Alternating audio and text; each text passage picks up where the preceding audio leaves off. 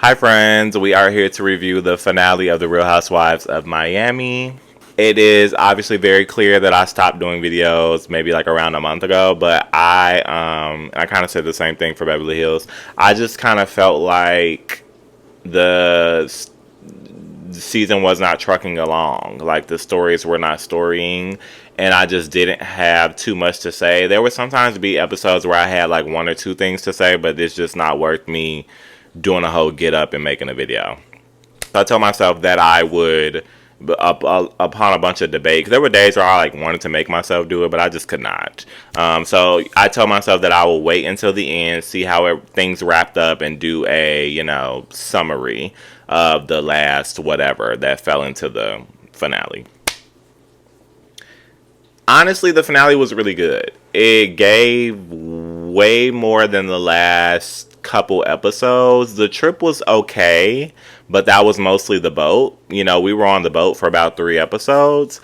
And so, that wasn't even something necessarily substantial. It was really more so of a dynamic thing, just to kind of see the way that the things were weighing. The way that Julia has really jumped in this season, the way that Lisa was getting into it with Kiki. So it was those things, honestly, that were interesting to watch. But other than that, not many takeaways. But we will go ahead and talk about the finale. And I actually took a lot of notes.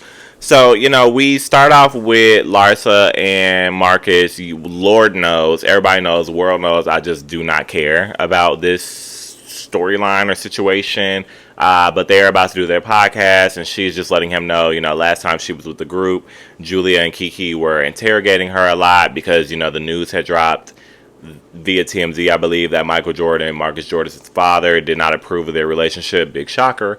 And it was irony, obviously, because on their trip, Julia was asking, Larsa specifically, like, does the father approve? And she tried to evade it and say, like, well, his mom liked our post. And she's like, well, what about the dad? And Larsa lied and said that, Michael Jordan was cool with it. But, then we find out that he was not. And so she's letting Marcus know, like, that was all a flutter between the girls, but she really doesn't want to address that, which I don't think is a bad idea, honestly. That makes sense. Like, it's not her dad, and they, whatever. So I think it does make sense for Marcus to be the one to address it, but Marcus is one of few words. I wish him and Larsa would switch places. So they do their podcast that I don't care about at all, but Marcus does allege that his father, talked to TMZ, but then he called him to give him a heads up just so he didn't feel any type of way. So I guess, but I don't buy that Michael Jordan. I don't think that he's at home like with his arms folded and he's like, I'm gonna disown my son, but I'm sure he's looking at it like most of the world, and it's just like, this is silly, I don't really care to be involved with it, like laughing it off like he did. So it's just like, okay. And Marcus, interestingly, says, his dad doesn't care who he dates. Don't mind this smoke. I'm doing it's an incense. We are curating a space around here. But, Marcus says his dad has never met anybody he's dated, and he doesn't care who he dates. He's more concerned about his mom, and his mom loves Larsa. So that's interesting, but okay. Nicole and Gertie are together, and Nicole is talking about wanting to get pregnant but not having to use IVF. And I don't know that this was laid out very well during the season. I think that it could have been a decent storyline for Nicole. I think that they could have done a storyline for Nicole way better, honestly, because it feels like towards the end they've thrown in the natural pregnancy versus IVF thing, and the father and the girlfriend thing, which I think is really good stuff. But I think that they could have definitely laid that out throughout the season, but we didn't get that, honestly. I feel like at the beginning they didn't really know what to do with Nicole, and we were getting a lot of what felt like the story before was that Nicole's getting a boat, Nicole's getting a house, but she's not getting a ring, and oh my gosh, she wants to have a baby. Like, that was an interesting story, but it almost felt like it was framed for us to look at Nicole like, is she making mistakes? Because that's kind of how I felt. I'm like, is she tweaking? Like, why is she so invested in this man? And she's got all her toes down. She's having kids. They're, buying stuff. But I don't know if they're buying it or if he's buying it. Does she have any ownership? Like, and then what happens if they break up? Valid questions. But she kind of explained it away in one of the episodes. Like, I feel like they asked her in the confessional, and she was just like, I don't remember specifically what she said, to be honest, but what she said made perfect sense to me. And also coupled with the fact that she's been married before, like, it made sense, and it made it sound like to me she had a plan. Obviously, Nicole works, she's very smart, so I'm not worried about it. So I don't know if it was just for me, but I'll say for me, then that pre-existing storyline kind of fell through, and also feels like it fell through on the show because we weren't talking about it anymore, and we kind of lost Nicole for a minute, right? We got the conflict with Alexia and Marisol, but that was very fake and short-lived because Nicole had nothing to do with it. And then, like I said, we pick up with the IVF versus, just natural pregnancy. I don't know what term to use. And then, her father and the girlfriend. So, I think that they could have done a better job with that. And since she's with Gertie, Gertie's talking about her cancer stages and the fact that she's going to be starting chemo. And that's not just because it has to do with her health, but that's obviously a good story. And I've said before, I think that they did a really good job of showing that journey with Gertie and letting her talk about it a lot and showing her family. Because even last season, I just don't even feel like we got much Gertie. I really didn't get much chance to see her. So even aside from like hearing about her health this season, I just feel like I got to know her better, see her family better, to see how she communicates more, see what type of friend she is. So I enjoyed that. They get to talking about LARSA, and I believe they kind of a little bit talked about the Michael Jordan thing and just like getting into how LARSA's such a liar. Their words, not mine, but I'm gonna say it as well. And they then start talking about Gertie starts talking about how LARSA's still being weird to her. LARSA told her business about the cancer, and then she said the fake tears thing, and then they kind of made up in Mexico, which was substantial to Gertie because they were in the chapel crying together, and they said that they were going to work on their friendship. And then most recently, LARSA had done this podcast, and I don't remember what the question posed to her was, but she mentions that she was bitten by someone in Mexico on the trip. And Gertie hits the nail on the head. It's clickbait. And it just seems like one of those things that, they do to kind of hype up the season. Like, oh, well, somebody bit me in Mexico. So I don't necessarily, because obviously it upset Gertie.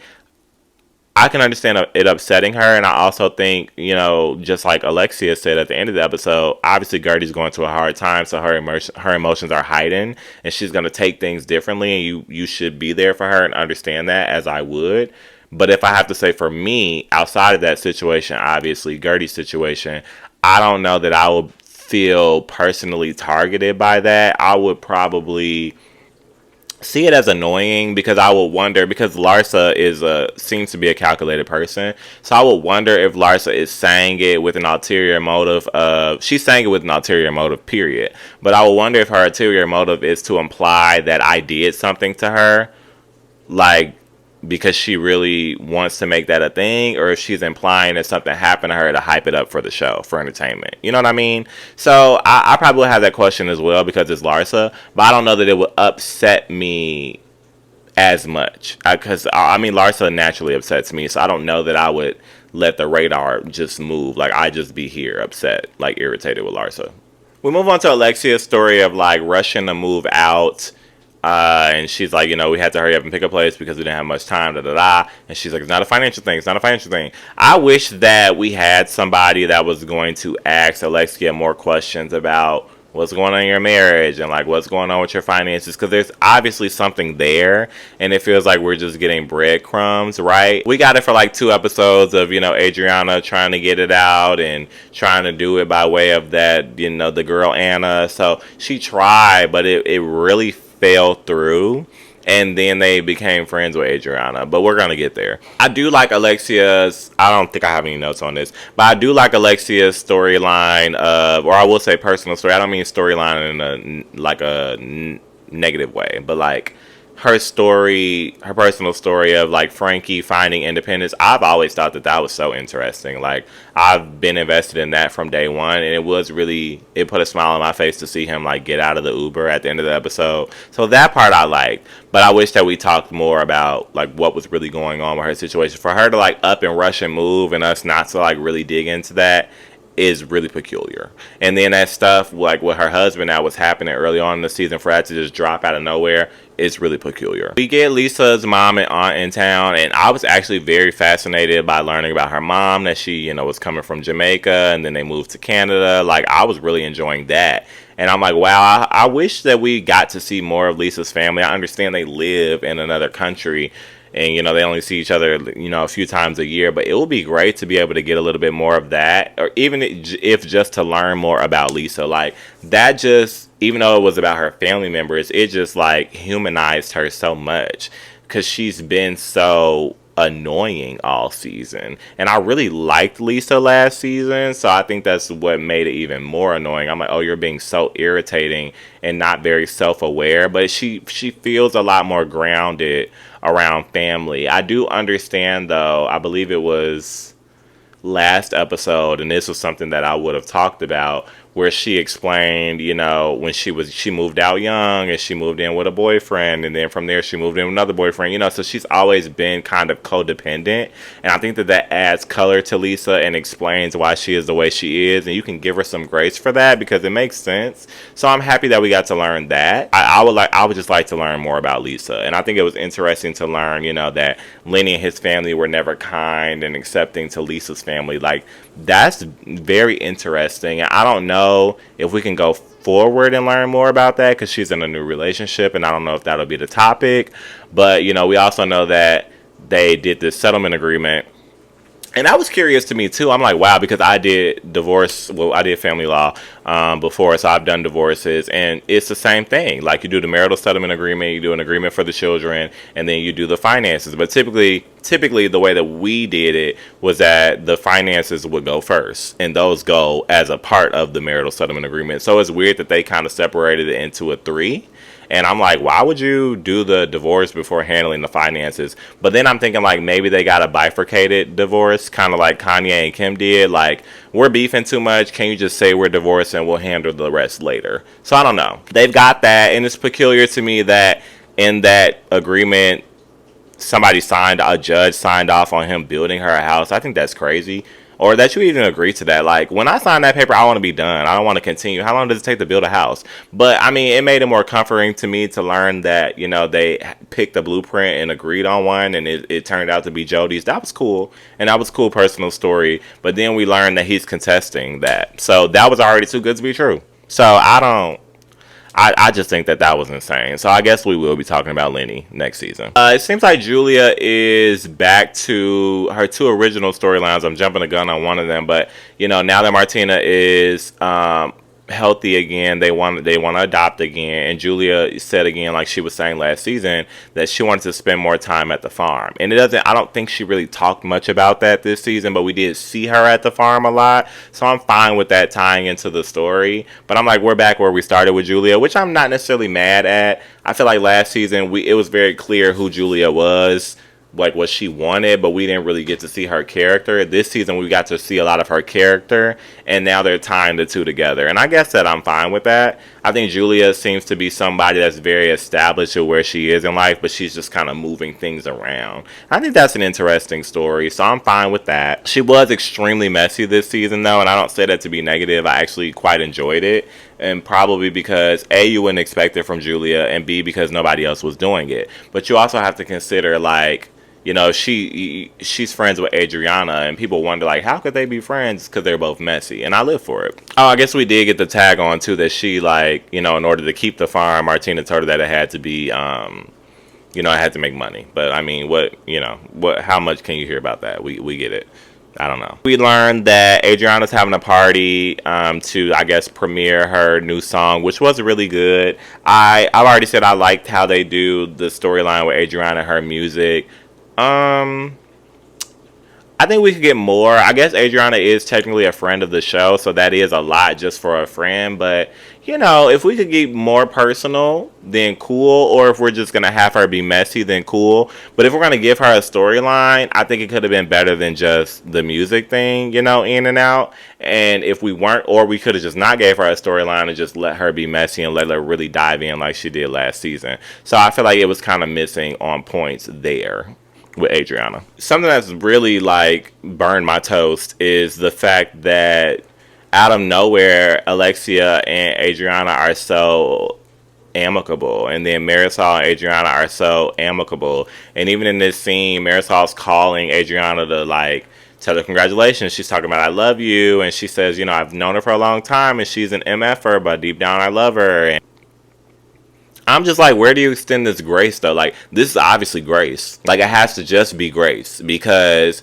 we haven't heard any context. We haven't heard any conversations. They'll come to Jesus moments. I didn't see them necessarily talking about their friendship in that chapel scene. So we don't know where this came from. So it obviously just has to be grace that Marisol is bestowing. So that makes me wonder, like, where was this grace last season where you were just literally hell-bent on hating Adriana?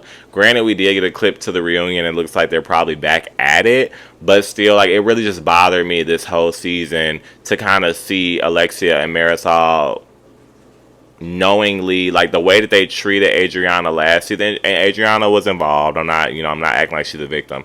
But from that standpoint, the way that they just act like they absolutely hated her, especially at the reunion, to just come into this season and it just seemingly almost disappeared was very strange to me. And I don't know. Like, I feel like that's something that needs to be discussed. Like, if Andy doesn't just point out and just say, like, so how did we get here at the reunion, then I don't know why they've let that fly. Get to the event, Anna is there.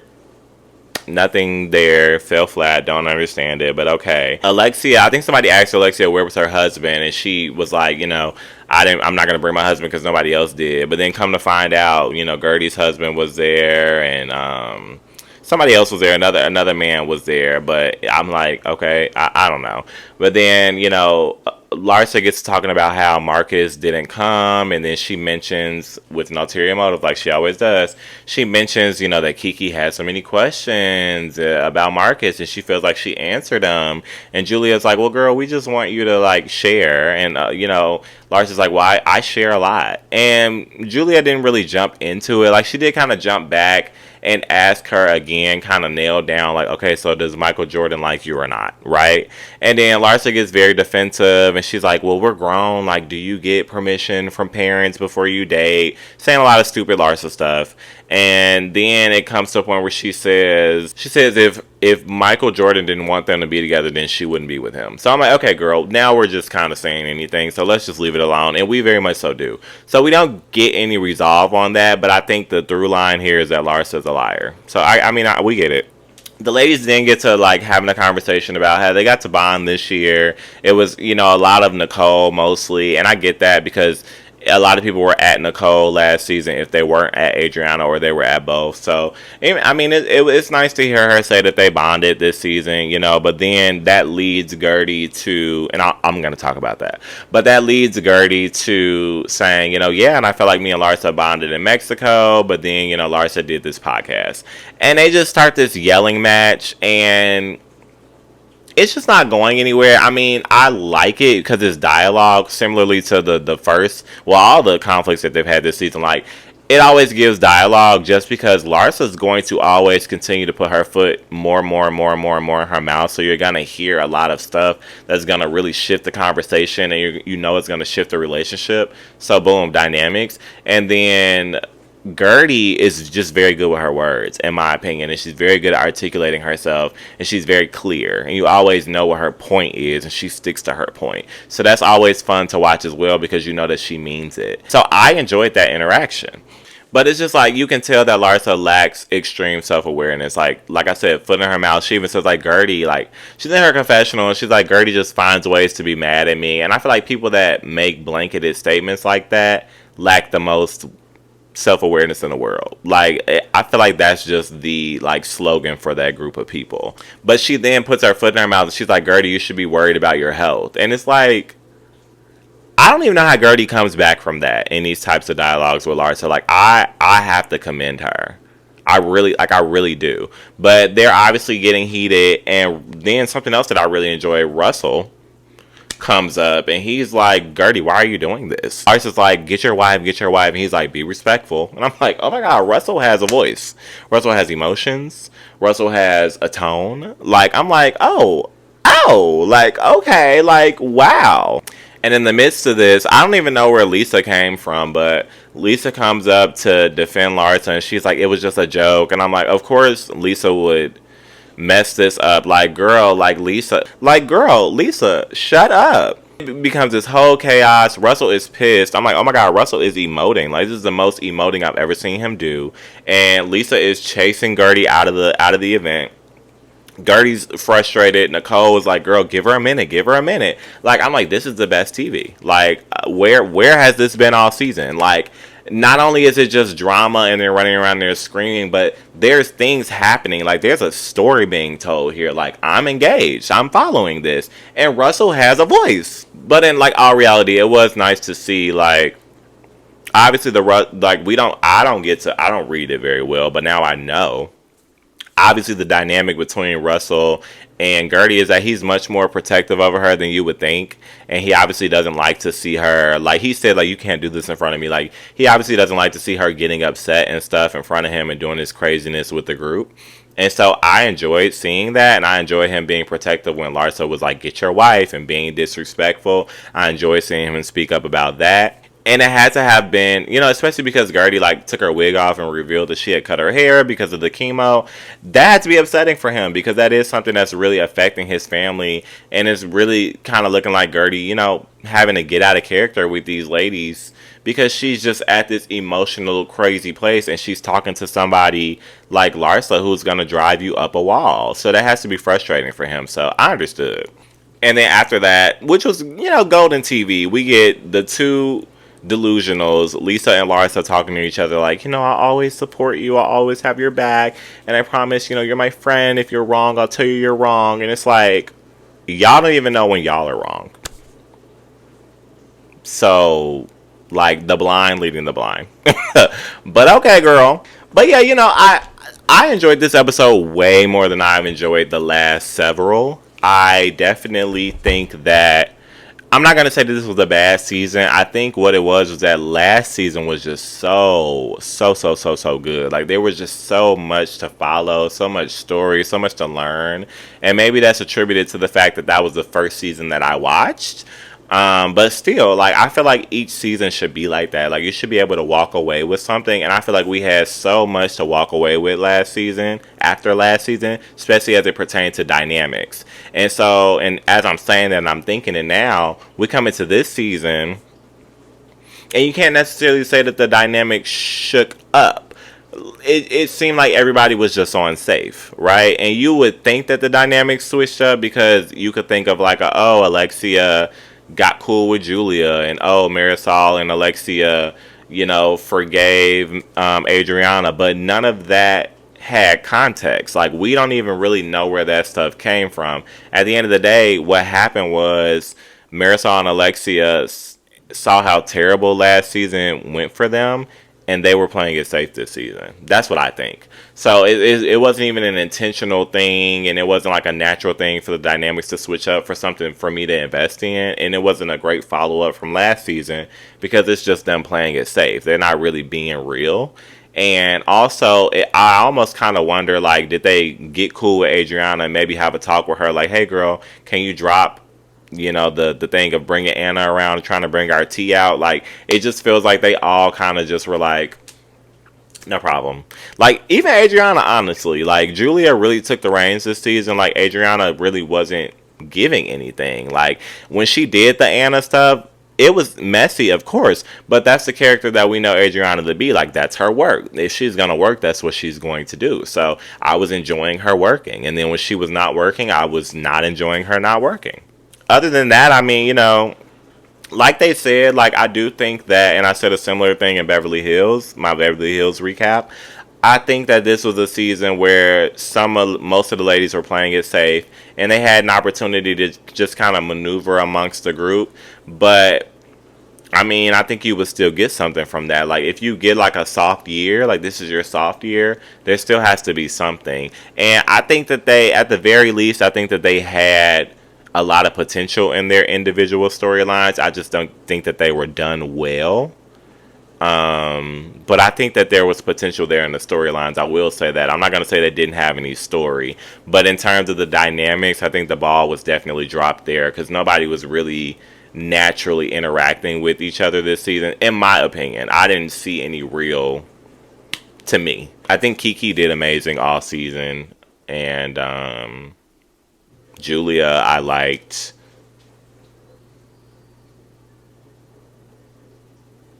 Yeah.